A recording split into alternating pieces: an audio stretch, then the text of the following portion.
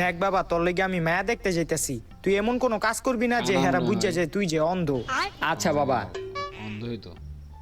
তো বাবা আস্তে আস্তে কোনো সমস্যা নাই তো?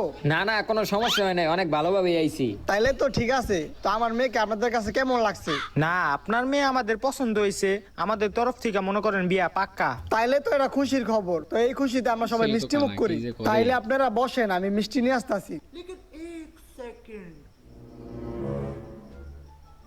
নেও বাবা, এখান থেকে একটা মিষ্টি আমার মেয়েকে তুমি খাওয়াই দাও।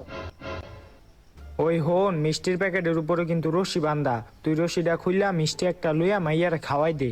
আচ্ছা বাবা।